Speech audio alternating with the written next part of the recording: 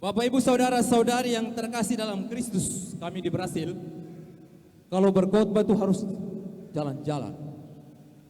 Karena itu saya tidak betah kalau berkhotbah di mimbar. Jadi saya sudah ngomong di Pastor Proki, Pastor izin biar kontra liturgi, tapi sekali-sekali itu kayak Brasil jalan-jalan.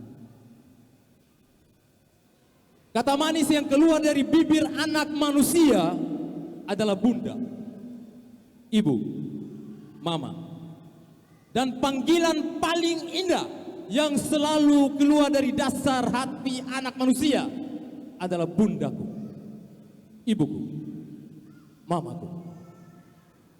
Kata indah yang penuh cinta, harapan, dan maaf.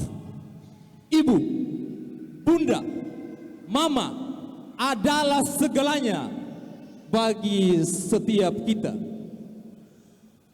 Dia adalah sumber harapan, cinta, dan maaf bagi setiap jiwa.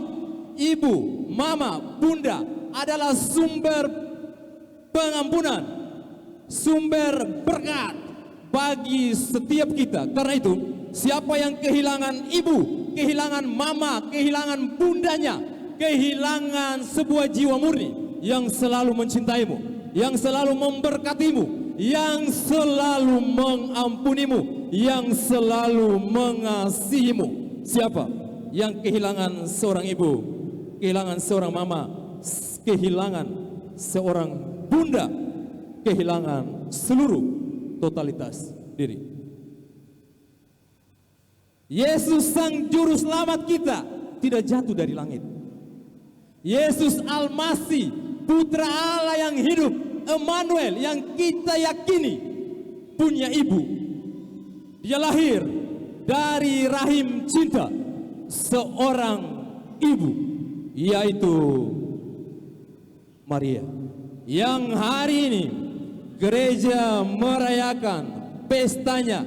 Santa Perawan Maria diangkat ke surga, sebuah peristiwa iman untuk menguatkan iman kita, sekaligus juga menguatkan harapan kita sebagai orang-orang beriman bahwa kelak tujuan akhir kita bukan di makam. Tujuan akhir kita adalah surga, tempat setiap jiwa-jiwa yang mati yang berpulang selalu rindu ke sana. Maka peristiwa iman ini menguatkan harapan kita bahwa kelak kita semua akan diangkat dan dibangkitkan oleh Kristus yang hidup, Kristus yang bangkit. Untuk kita umat Katolik, penghormatan kita kepada bunda kita Maria sangat besar, lebih dari semua agama semawi, agama Abraham. Mengapa kita sangat menghormati Maria?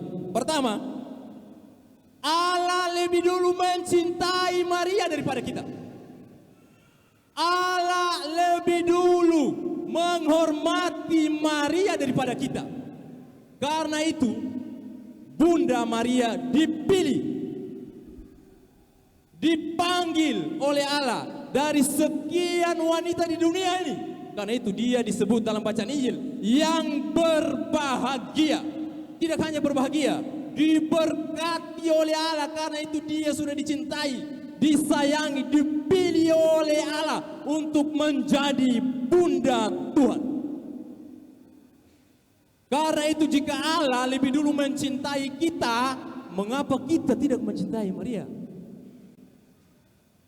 Jika Allah telah lebih dulu menyukai Maria, mengapa kita tidak menyukai Maria?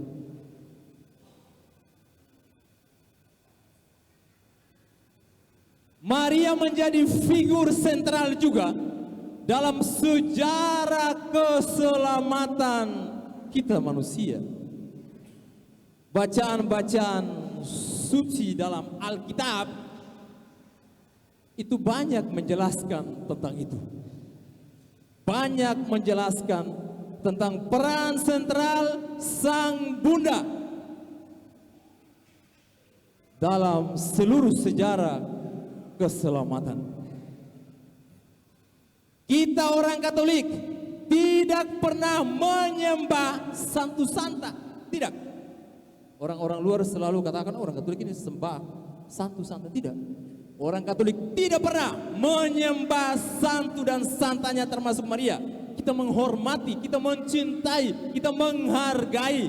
Satu-satunya dia yang bisa kita sembah hanyalah Tuhan. Orang Katolik tidak menyembah patung-patung sakral kudus, tidak. Patung-patung sakral kudus ini hanyalah simbol, representasi, bahasa Portugis apa? Representasi dari yang kudus, yang sakral. Patung Bunda Maria di sini supaya kita mengenang bahwa Sang Bunda pernah ada, bergerak dan hidup, pernah hadir dalam sejarah keselamatan. Karena itu dengan melihat patung kudusnya, kita mendekatkan diri kepada Dia yang tidak kelihatan itu. Jadi kita tidak pernah menyembah patung-patung, menyembah santu dan santa. Penyembahan kita hanya kepada Tuhan. Selama 11 tahun di Brasil, saya boleh menyimpulkan bahwa orang-orang Katolik Brasil adalah orang-orang Katolik devosional. 10 kali kau lewat depan gereja, 10 kali mereka membuat tanda salib. Anak-anak sekami kalau kamu jalan di depan gereja, begini, sekami di Brasil sama. 500 kali kau pergi datang.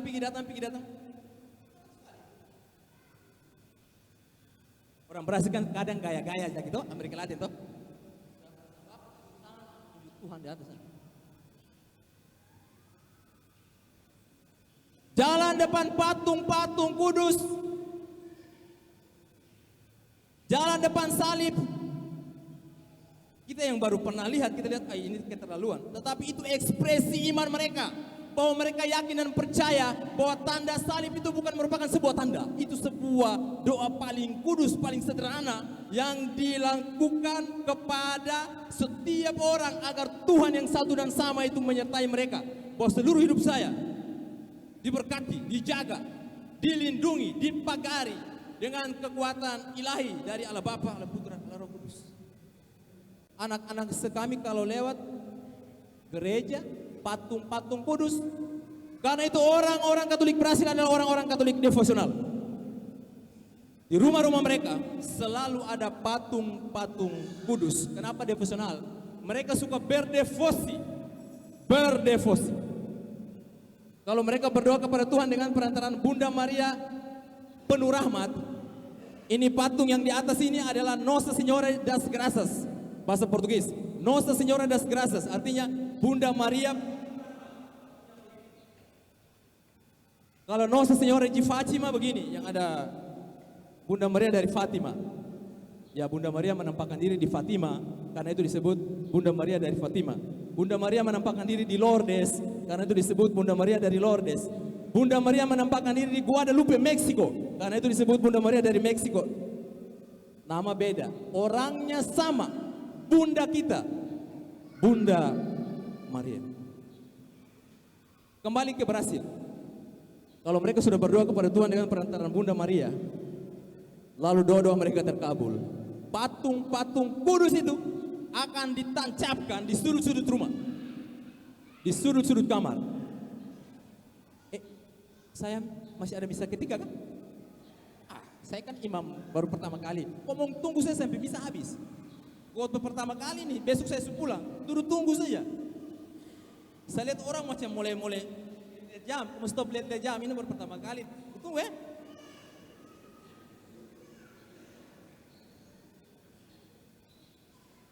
Pada tahun kedua saya tiba di Brasil, saya berpindah di satu paroki. Paroki itu namanya Santo Antonio Orisimina, kami menangani 112 taksi, 5 imam, 112 taksi. Itu 112 satu. Jadi paroki kami itu sebesar keuskupan ini, bukan keuskupan apa? Kabupaten ini. Satu paroki. Mau pemekaran bagaimana? Tidak ada yang mau jadi imam. Pastor kami tetap Katolik, tapi jangan minta anak jadi imam. Pastor tidak punya uang, pastor tidak bisa beli mobil, pastor tidak bisa beli rumah, pastor tidak bisa menikah, pastor tidak bisa membiayai anak saya kuliah. Karena itu banyak misionaris-misionaris datang ke Amerika Latin. Kenapa? Karena panggilan menjadi imam sudah kurang. Kami sangat senang kalau banyak misionaris kerja di Amerika Latin. Tapi mereka tetap Katolik yang percaya. Cuma satu saja, susah kasih dompu anak. Jadi pemain bola tuh, kenapa? Gaji 1 bulan sudah bisa beli apa? 5 mobil. Lah pastor ini kasihan. Apalagi di Brasil, akhir tahun tim audit keuskupan datang cek.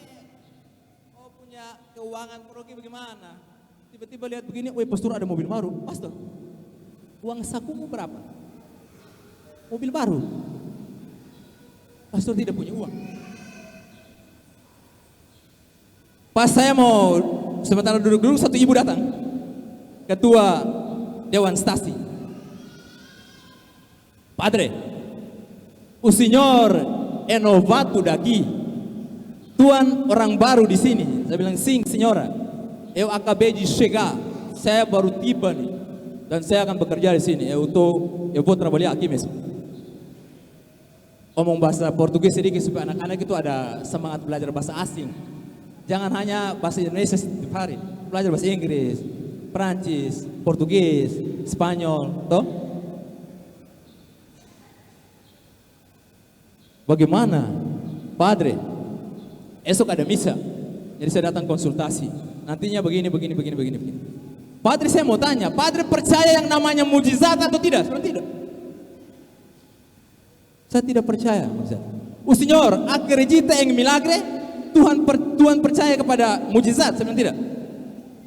Saya hanya percaya kepada Tuhan. Toh kalau Tuhan tidak buat mujizat, saya tetap percaya kepada Dia. Oh begitu. Lalu dia bilang begini, Padre, não era assim que eu queria falar. Padre, bukan itu yang saya mau tanya.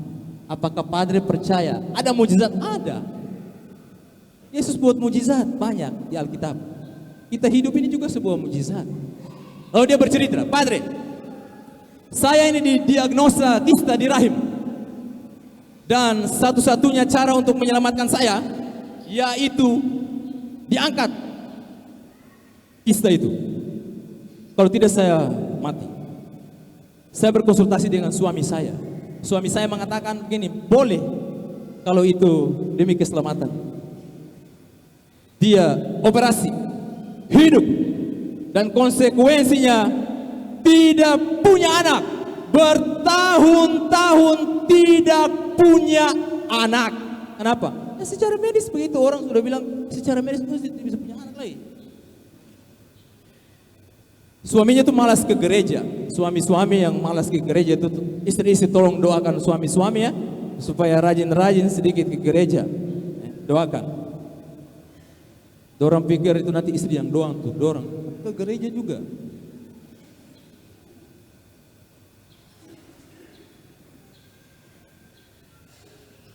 Suaminya itu punya band. Apalagi di Brasil, orang kerja sekolah itu Senin sampai Jumat saja. Jumat, Sabtu, Minggu, orang ke barbar, orang ke pantai, orang buat ini, orang yang pusing nih.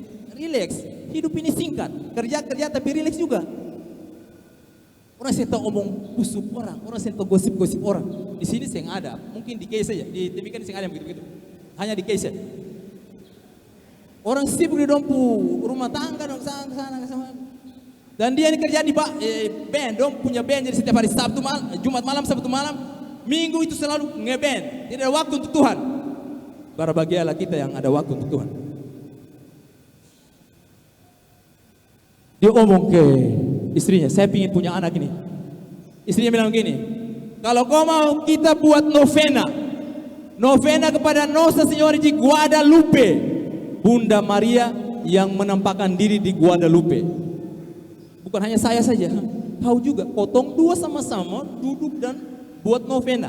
Orang-orang Brasil kalau buat novena, mereka kalau berdoa, kalau mereka punya doa itu dalam bentuk permintaan, permohonan, mereka selalu berjanji. Mereka selalu buat nasar. Bukan kayak ketong, orang Kei dan Papua, doa kalau sudah dapat, amato. Dorang buat janji. Tuhan, anak saya mau tes tentara, saya berjanji kalau anak saya tembus, saya bersumpah bahwa setiap bulan 1/10 dari gaji saya akan saya sumbangkan untuk gereja. Anak tembus. Realisasi janji. Suami berjanji, kalau engkau yang adalah Allah yang membuat banyak mujizat itu, buat juga mujizat kepada istri saya biar dia mengandung. Saya bersumpah bahwa setiap kali misa di sini saya hadir mengiringi Tuhan. Benar selesai. Beberapa bulan kemudian ibu ini merasa, dia sendiri cerita kepada saya, tanda-tanda keanehan sebagaimana wanita yang hendak mengandung. Cek, dokter yang mengatakan bahwa secara medis engkau tidak bisa punya anak. Dokter heran, kau minum obat apa sampai bisa mengandung seperti ini? Dia menangis. Saya mengandung karena Tuhan. Maka sampai sekarang mereka punya anak putra tunggal. Setelah punya anak, mereka berusaha untuk punya anak lagi, tapi tidak bisa. Kenapa? Karena anak itu adalah buah dari iman mereka, buah dari novena mereka, buah dari doa-doa mereka. Dan saya selalu katakan, doa-doa wanita-wanita yang menderita dengan air mata, doa-doa mereka selalu menembus di surga. Doa seorang ibu yang bercucuran air mata penuh iman, percaya doa-doa mereka selalu menembusi langit.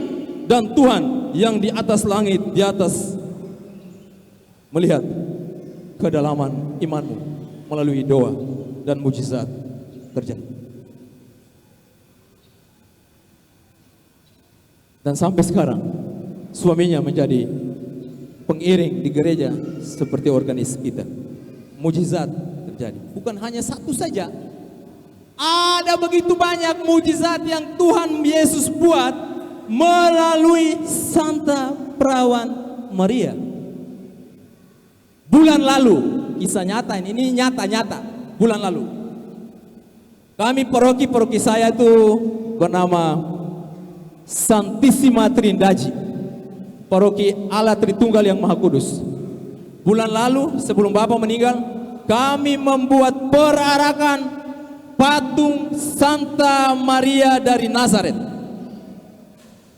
Semua stasi. Untuk paroki sekarang saya bekerja menangani 40 stasi. 2 imam, saya dan pastor paroki saya orang Brasil. 2 imam, 40 stasi. Setiap hari Selasa sampai Minggu ada misa. Senin free. Senin saja yang orang datang. Misa setiap hari. Tetapi kalau saya misa di Brasil dan misa di Indonesia, saya memilih misa di Brasil daripada misa di Indonesia. Kenapa? Saya sudah lihat orang banyak ini. Sebentar pasti komuni, toh? Komuni itu full. Aduh. Komuni tubuh Kristus, tubuh Kristus, tubuh Kristus, tubuh Kristus, tubuh Kristus, tubuh Kristus. Di Brasil manusia full begini misa. Yang sambut 50, 60, 70 sedikit. Lalu kita tanya, Fernando, por qué tú no vai comungar? Kenapa kamu tidak komuni? Pastor, semalam jalan dengan pacar, jadi nanti mengaku dosa dulu berpi komuni. Kenapa tidak komuni? Pastor, kemarin jalan lirik-lirik orang punya istri cantik, nanti mengaku dosa dulu. Mereka ke gereja, tapi menyadari diri bahwa mereka ini orang berdosa, tidak layak menyambut. Tunggu mengaku dosa dulu, pencucian diri dulu, berpi mengaku. Selingkuh tadi malam, hari ini pimisan.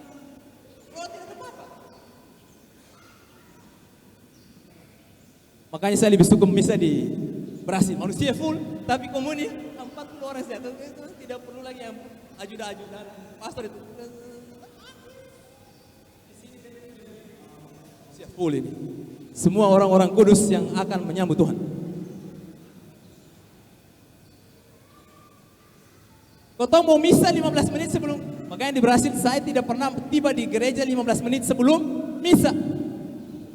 Pastor bisa mengaku dosa kan? Yes, sebentar habis misa. Jangan pastor, kalau tidak saya tidak bisa komuni. Berdiri-berdiri juga tidak apa-apa. Ya udah berdiri-berdiri. Selesai. Pastor. Kalau pakai alasan sambut ya kita tidak bisa. Kita tiba di gereja 3 menit sebelum misa, sebelum pastor mau mengaku dosa. Oh, bentar. Cari pastor lain. Kita di Indonesia kan tidak tuh. Kau mau berdosa ke apa? Sambut saya. Kalau sing sambut nanti orang bilang. Di Brasil, omong betul, Padre, saya lagi selingkuh tadi malam. Nanti saya mengaku dosa, baru saya sambut.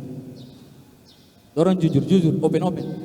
Karena dong tahu bahwa pastor itu akan menahan, merahasiakan rahasia pengakuan mereka. Karena itu mereka akan menerima sakramen taubat pertama sebelum sambut.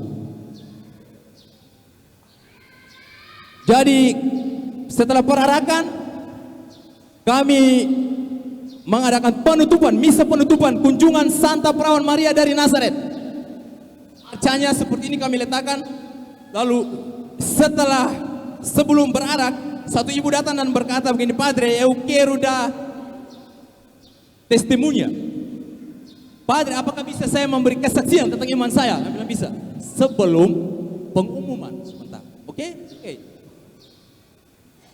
Kisah nyata. Setelah misa, tiba saatnya. Saya ambil mic, lalu saya bilang begini. Di tengah-tengah kita seorang ibu hendak memberikan kesaksian imannya dalam hubungan dengan Bunda Maria. Kita mengundang ibu untuk datang tampil ke depan. Dia beri. Ibu itu bernama Cleoni. Ambil mic di mimbar pengumuman. Lalu dia katakan, semua orang mengenal saya di sini. Saya didiagnosa oleh dokter menderita kanker rahim akibat kista. Dan dokter bilang saya tidak bisa punya anak. Saya berdoa kepada Tuhan dengan perantaraan Santa Perawan Maria. Saya bernovena, saya berjanji. Jadi orang Brasil itu begitu, mereka berdoa sambil berjanji. Berdoa sambil berkomitmen. Pas Tuhan, saya ini batuk-batuk Tuhan. Bapak Engel ada kan? Batuk-batuk, Bapak Engel jangan merokok. Tuhan, saya ini dapat penyakit batuk terus. Saya bersumpah kalau Engkau menyembuhkan saya, setiap hari lagi saya tidak akan merokok. Tuhan sembuh, stop merokok. Janji, berkomitmen. Dia mau janji. Punya satu intensi khusus, semoga dia disembuhkan. Lalu dia bilang, hari ini saya mau katakan bahwa yang dokter katakan itu tidak benar. Tuhan melalui bundanya, dia menyembuhkan saya. Dan ada berita gembira untuk saya hari ini, saya hamil. Orang Brasil kan suka bersaksi. Sedikit-sedikit, Pastor saya bisa bersaksi kan? Oh, apalagi di Brasil. Silakan aja habis misa. Sebelum engkau bersaksi saja supaya menguatkan iman kita. Dan saat ini, sekarang ini, detik ini, dia disembuhkan dari penyakitnya dan Tuhan menganugerahkan kepadanya kehamilan, sedang hamil. Bunda Maria selalu berkarya dalam sejarah keselamatan kita. Kita ingat dalam kitab suci, saya kasih satu contoh saja konkret. Dalam Alkitab, ketika para murid, sang bunda dan Yesus diundang ke pesta nikah. Yesus minum anggur, sang bunda juga minum anggur, para murid juga minum anggur. Karena satu-satunya minuman pada waktu itu adalah anggur, simbol kegembiraan, simbol sukacita kepada Tuhan, pesta.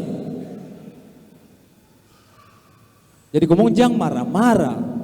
Kalau lihat pastor ada di tempat pesta, lalu tuan rumah kasih, padre ada wine ini, padre minum anggur, kamu bilang, aduh ini sudah berdosa lagi, sudah merusak tubuh dan jiwa. Kamu lupa bahwa Yesus juga minum anggur.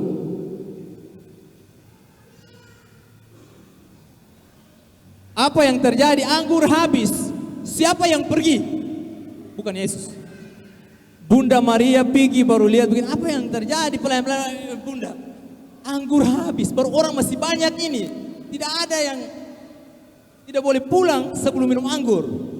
Maria melihat kegelisahan, melihat penderitaan tuan pesta, melihat penderitaan para pelayan. Dia lapor ke Yesus, anakku, mereka kehabisan anggur. Walaupun Yesus katakan saatku belum tiba, tetapi dia pergi kembali dan katakan siapkan apapun yang nantinya Yesus katakan. Yesus datang mengubah air menjadi anggur, mukjizat pertama. Karena itu doa-doa kita itu juga begitu. Ada orang yang berdoa langsung kepada Yesus, ada orang yang tidak. Orang-orang Amerika Latin susah berdoa langsung kepada Tuhan. Mereka berdoa dengan perantaraan Santo Antonio, Santo ini, Santa Perawan Maria. Doa-doa kita itu seperti itu, biblis. Kita berdoa kepada Yesus dengan perantaraan Bunda Maria. Bunda Maria menghantar doa-doa kita. Dia berdoa juga untuk kita. Karena itu dalam doa Salam Maria, bagian yang kedua kita dengar Bunda Maria dalam doa Salam Maria itu, Santa Maria, doakanlah kami yang berdosa ini. Kita meminta Maria supaya bersama-sama berdoa bersama kita. Dia perantara. Bapak Ibu saudara-saudari yang terkasih, hari ini Bunda Maria menjadi figur sentral dalam liturgi gereja kita. Sang Bunda sederhana, penuh iman, cinta kepada setiap kita, orang kudus, suci. Ketika malaikat Gabriel memberitakan bahwa engkau akan mengandung, dia boleh saja bilang begini, woi, jangan, saya masih muda, saya belum pernah pacaran ini, cari perempuan yang lain saja. Dia boleh saja bilang begitu. Apalagi dia sudah tahu bahwa suaminya ini Santo Yosef, aduh sudah tua lagi, kasihan. Perempuan modern, kamu apalagi perempuan sekarang ini yang lihat dulu laki-laki bagaimana setua, minta maaf, bukan level saya. Kecuali kalau sudah ada mobil 5, orang kaya, usia 70 tahun, sedikit lagi mati, ya udah mau sajalah, karena setelah itu harta kekayaan adalah milik saya. Bunda Maria bisa ngomong begitu, aduh dengan siapa? Santo Yosef, aduh orang tua begini, saya bisa saja, aduh tidak ada yang lain lagi kak. Dia bisa saja ngomong begitu, tapi tidak. Dia katakan, terjadilah padaku menurut kehendak. Dia menggantungkan iman kepada Tuhan. Karena itu kita juga bisa belajar dari Maria, ibu kita, bunda kita, mama kita, dalam hubungan dengan Alkitab mengatakan bahwa Bunda Maria pernah selingkuh, keseng? Hah? Tidak pernah. Tidak ada selingkuh-selingkuh. Jadi ibu-ibu, ya cintailah suamimu lah. Jangan tole-tole suami orang lain. Orang sukunya. Di sini tidak ada. Di Brasil, selingkuh paling kuat sudah di Amerika Latin. Banyak sekali. Kotong kalau dengar pengakuan, dosa terbesar selingkuh lah. Di sini kan tidak ada. Orang jarang mengaku dosa juga, pasti tidak ada selingkuh-selingkuh.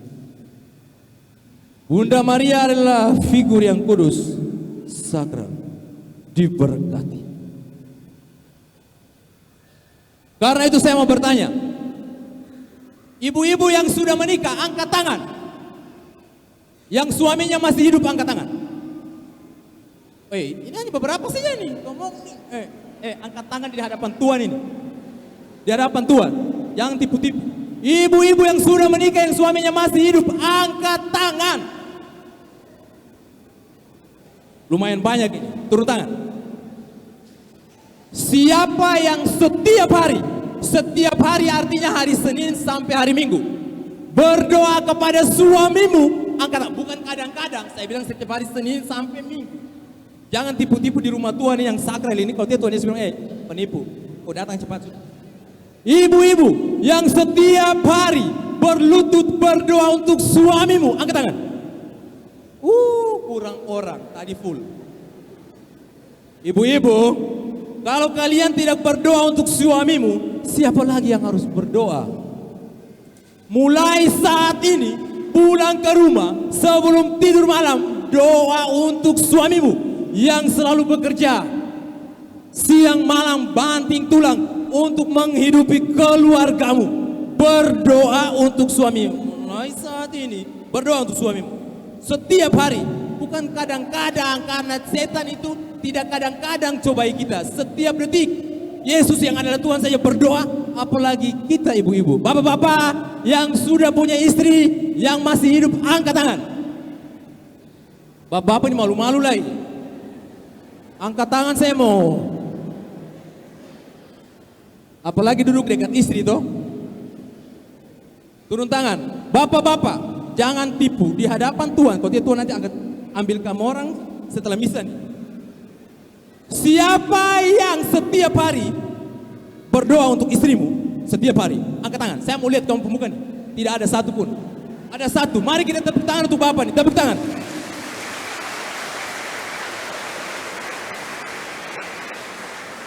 Saya tidak bisa bayangkan. Bapak-bapak nih dorong berdoa ke siang. Pasti siang berdoa. Tidak akan berdoa memang. Apalagi berdoa untuk istrimu. Tidak. Berbahagialah Bapak yang setiap hari berdoa untuk istrimu. Itu tanda cinta. Tanda cintanya kepada istrinya. Tidak ada cara lain. Sebab berdoa itu salah satu cara untuk mencintai istrimu. Berdoa adalah salah satu cara untuk memeluk, melindungi istrimu dari si jahat. Hari ini, mulai hari ini bapak-bapak stop dengan ini malas-malas ke gereja tuh. Mulai hari ini setiap hari harus berdoa kepada istrimu. Kalau anggota keluargamu saja engkau tidak berdoa, bagaimana kau doa untuk orang lain? Saya belum bertanya, siapa yang doa untuk panggilan, untuk para imam? Kau pu istri, suami saya kau tidak pernah doa. Bayangkan mau berdoa untuk panggilan, berdoa untuk para imam. Nanti para imam jatuh sakit atau salah sedikit baru mulai kritik sana sini kritik. Kapan kau berdoa untuk imammu? Kapan kau mendukung imammu dalam doa? Tidak pernah. Lalu ketika dia salah sedikit mulai sana, sik. Tidak pernah berdoa untuk imam. Mulai hari ini ibu, doakanlah suamimu. Bapak, doakanlah istrimu. Yang lagi pacaran, anak-anak modern toh, kayak Brasil sedikit dulu. Orang Brasil itu saya paling suka. Dorong kalau ke gereja tuh, kamu udah sudah kak? Belum pastor, masih pacaran. Ajak datang duduk sama-sama dengar firman. Enak. Pulang sama-sama. Belum mengaku, belum pastor, masih. Nanti kami ini habis ini baru mengaku dosa. Orang-orang Brasil kan spontan. Anak-anak muda yang lagi pacaran, doakan calon-calon tunanganmu itu. Jika Bunda Maria saja berdoa untuk kita, mengapa kita tidak berdoa? Bapak, Ibu, saudara-saudari yang terkasih, saya sudah omong banyak ini. Lalu saya lihat bapak-bapak ada beberapa. Pastor ini omong temu ini kita harus punya waktu yang cukup untuk Tuhan. Kalau kalian semua ini sudah sepakat bahwa datang misa jam 9, itu berarti kalian sudah mengkhususkan waktumu, waktu yang sakral itu untuk Tuhan. Maka yang lain tidak penting, yang penting saat ini. Bapak, Ibu, saudara-saudari yang terkasih, peristiwa hari ini adalah peristiwa iman. Kita diminta oleh Tuhan melalui Sang Bunda agar tetap memiliki iman, harapan, dan cinta kepada Tuhan dan jangan pernah berhenti berdoa. Sebab siapa yang kuat berlutut di hadapan Tuhan, pasti dia itu kuat berdiri di hadapan siapapun dan dalam keadaan apapun. Dan doa orang-orang yang menderita, doa orang-orang susah, doa orang-orang yang sengsara dengan isak tangis dan air mata, yakin doa mereka selalu menembusi surga. Bunda Maria yang tersuci, doakanlah kami anak-anakmu. Amin.